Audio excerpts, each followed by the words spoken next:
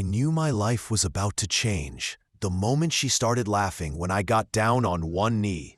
I had spent 3 weeks coordinating with the staff at Denver's Botanic Gardens to make everything perfect. This was the place where Lily and I first met 18 months earlier during a community workshop on green energy solutions.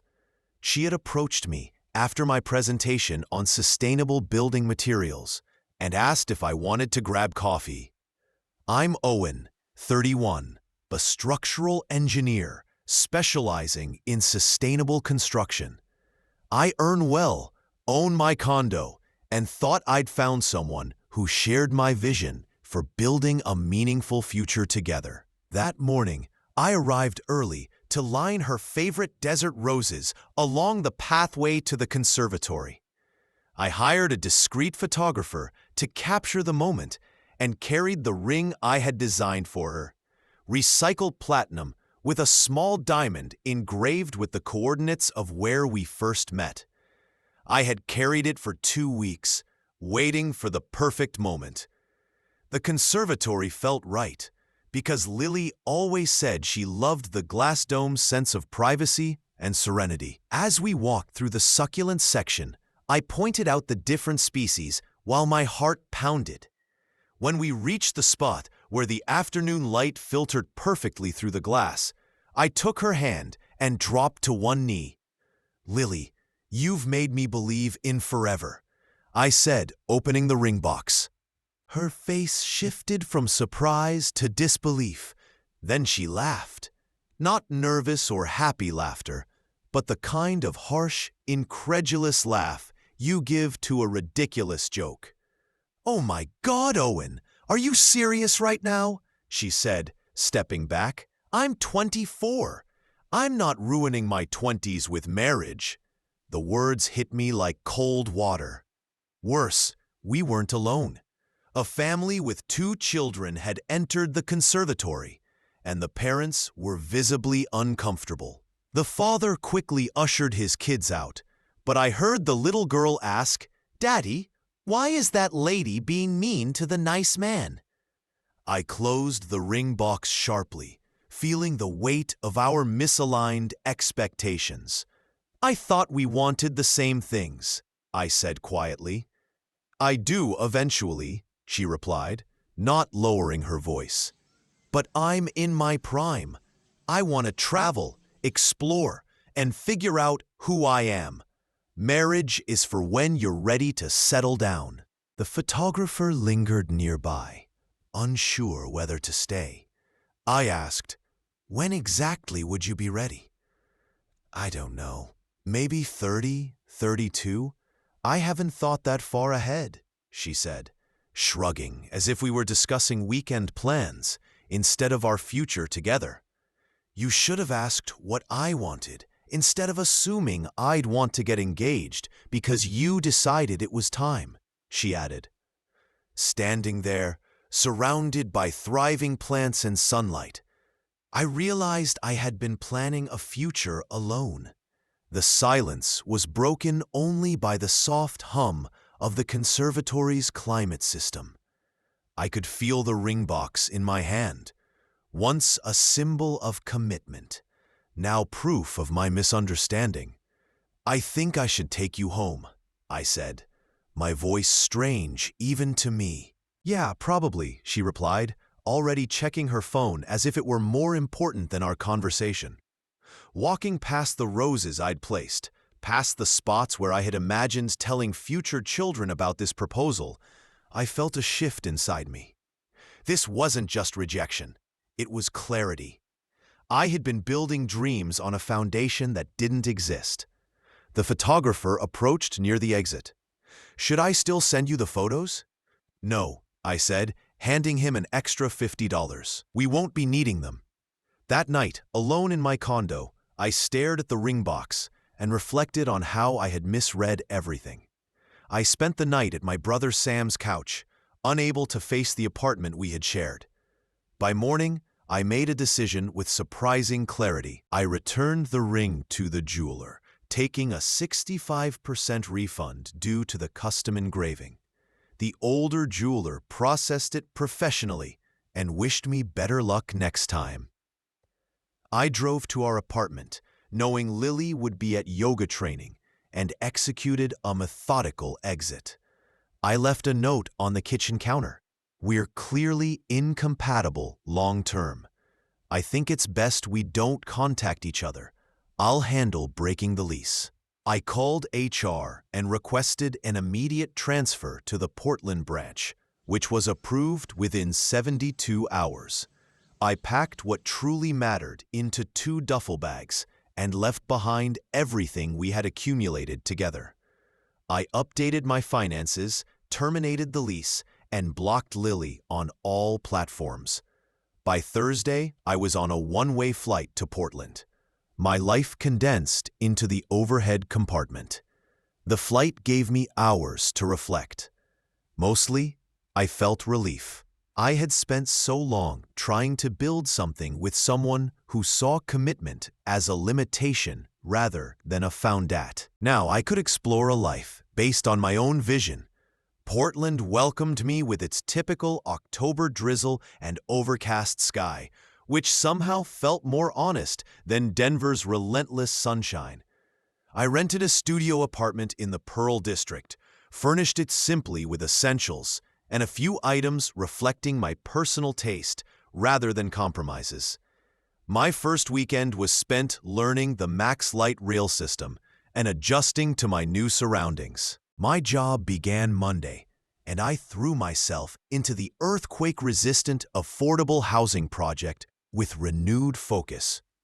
Designing structures that could withstand natural disasters offered clear problems and logical solutions, much more satisfying than trying to navigate relationships where effort didn't guarantee results.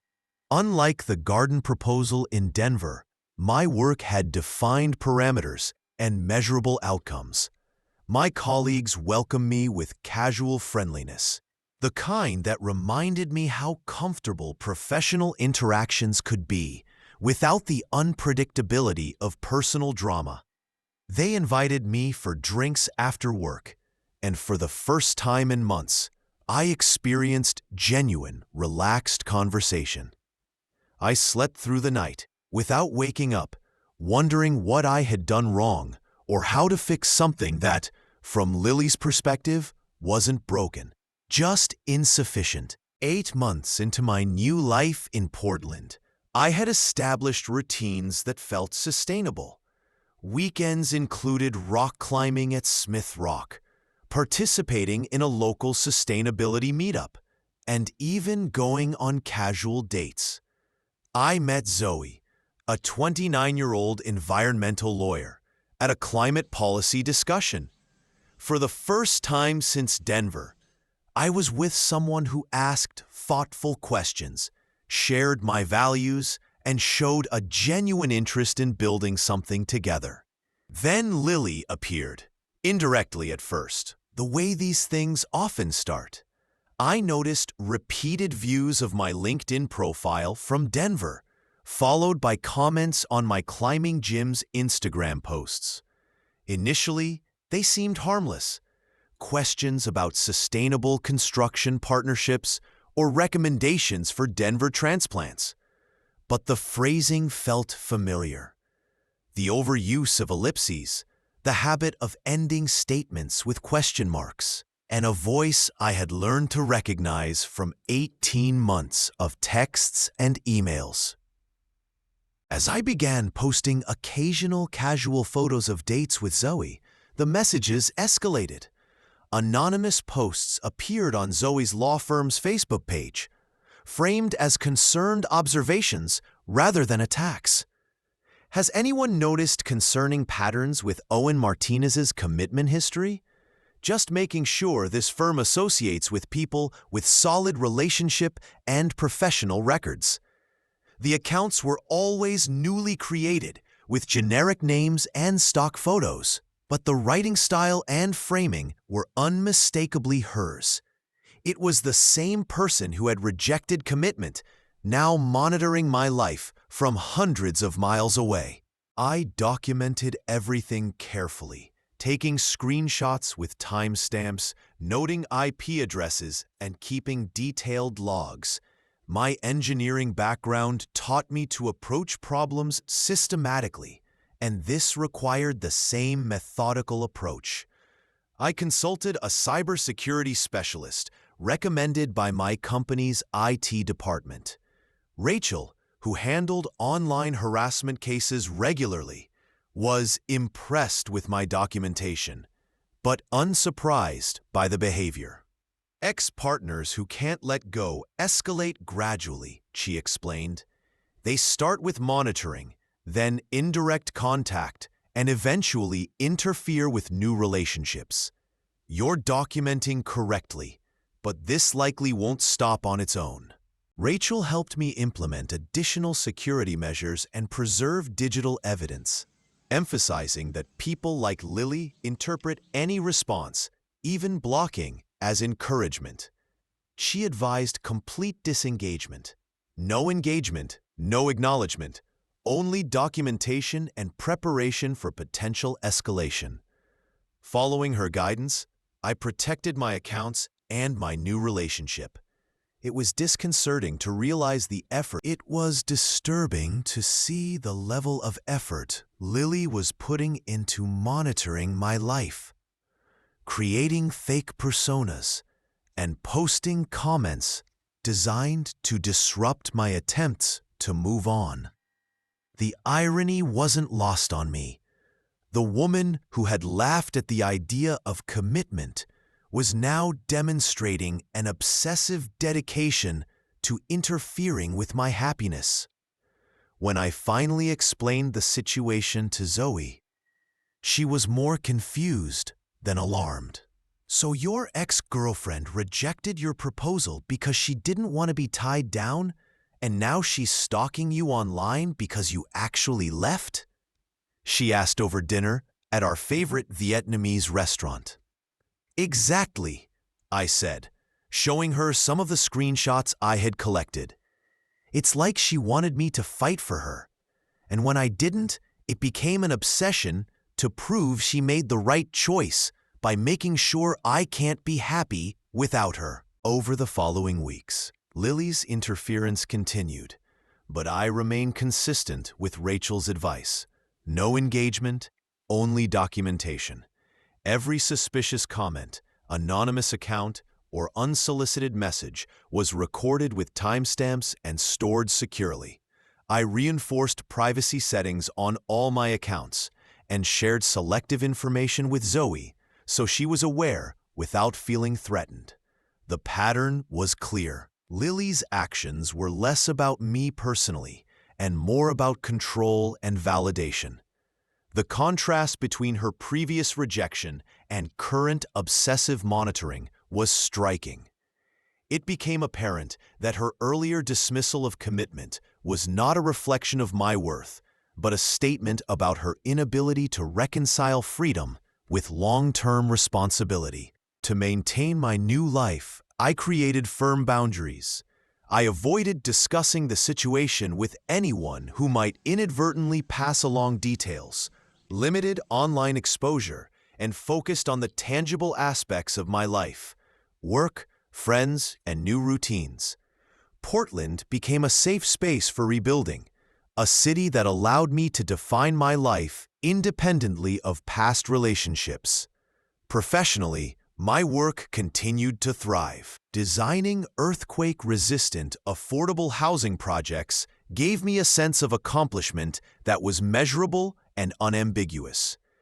Unlike personal relationships, success here depended on skill, strategy, and diligence, qualities I could control. Each completed project reinforced my confidence and reminded me that my efforts mattered in concrete ways. Personally, my relationship with Zoe deepened. Unlike my experience with Lily, conversations with Zoe were reciprocal, respectful, and aligned with shared values. We planned trips, volunteered at environmental initiatives together, and explored mutual hobbies. These experiences highlighted the difference between building a life with someone cooperative versus trying to convince someone to want the same future you envision. Eventually, Lily's interference plateaued. Rachel had warned me that such patterns often diminish when the ex realizes engagement or response is unattainable. By maintaining strict disengagement, I effectively removed the reinforcement she sought. The harassment became less frequent, and over time, it was no longer a daily concern. Through the ordeal, I learned several critical lessons. Assumptions are risky in relationships. I had assumed we wanted the same future without explicit discussion, which led to a painful misalignment. Boundaries are essential. Protecting your personal space, both digital and physical, is crucial when someone refuses to respect limits. Self-reflection strengthens resilience. Facing rejection and moving forward independently allowed me to reevaluate what I wanted and prioritize personal growth. Choosing supportive partners matters. Relationships built on mutual understanding and shared goals are sustainable. Those built on assumptions or unilateral planning are not. 8 months after moving to Portland, I was fully settled. My career was progressing, my social life was fulfilling, and I had cultivated a meaningful relationship with Zoe. The experience with Lily, though painful, had been transformative. It clarified my values, strengthened my boundaries, and allowed me to start a life based on alignment rather than compromise. In the end, what had initially felt like failure was, in reality, an opportunity to reassess, rebuild, and move forward with clarity. I had traded a misaligned partnership for a life rooted in intention, honesty, and shared purpose, lessons I would carry into every future relationship and endeavor.